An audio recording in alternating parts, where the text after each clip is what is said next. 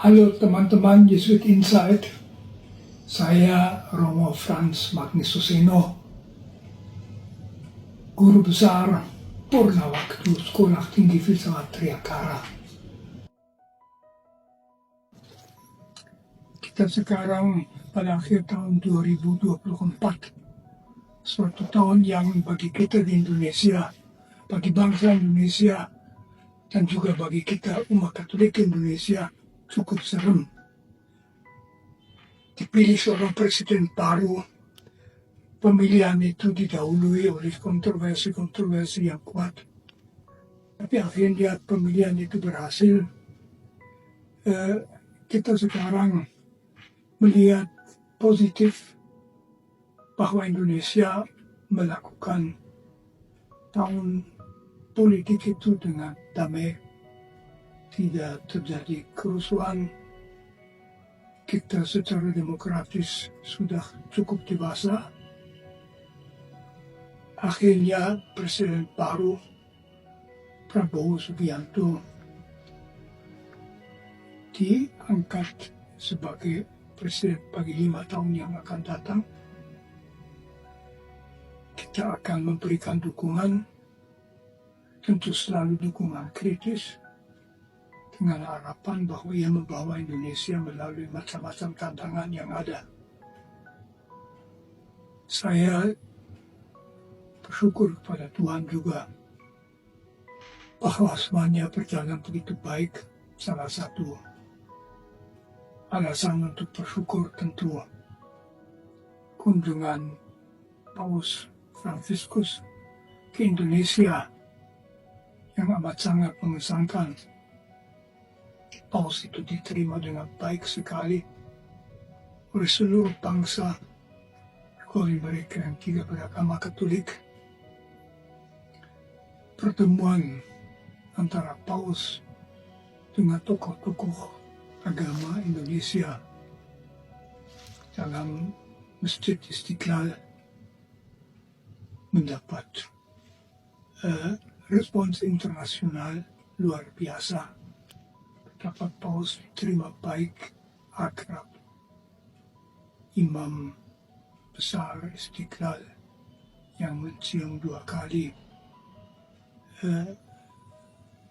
Paus Fransiskus, dan Paus Fransiskus mencium tangannya. Saya sangat mengharapkan bahwa hubungan baik antara agama di Indonesia itu berjalan terus. Barangkali itu malah yang paling bagus.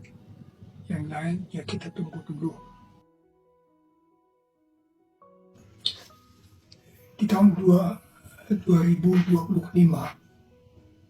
kita berhadapan dengan masalah-masalah internasional yang raksasa. Yang satu itu krisis demokrasi di banyak negara. Yang kedua itu kemiskinan banyak negara. Yang ketiga adalah perang-perangan.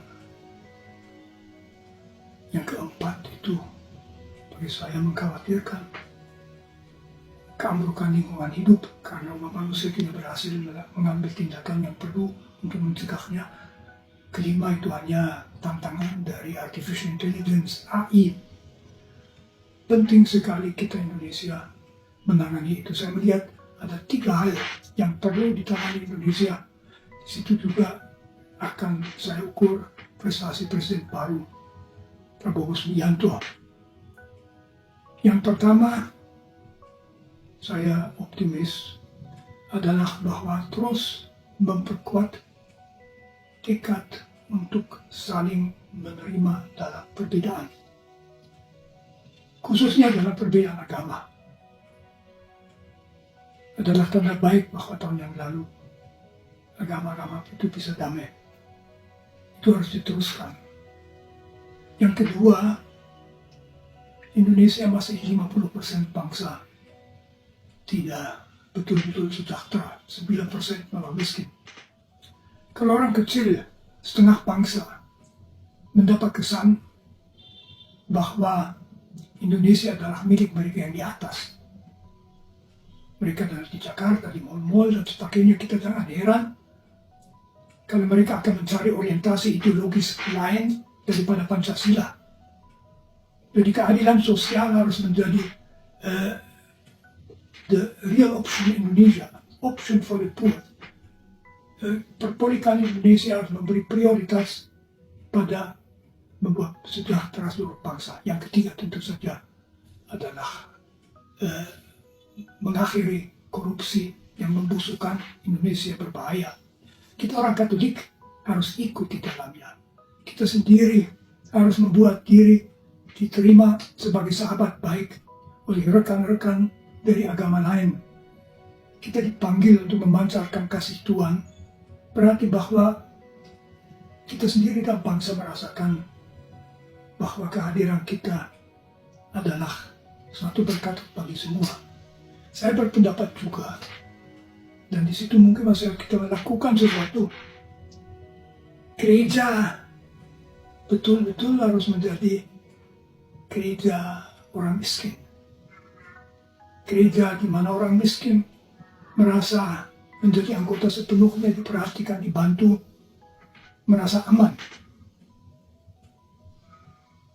Tentu saja kita orang Katolik betul-betul tidak boleh terlibat dalam korupsi.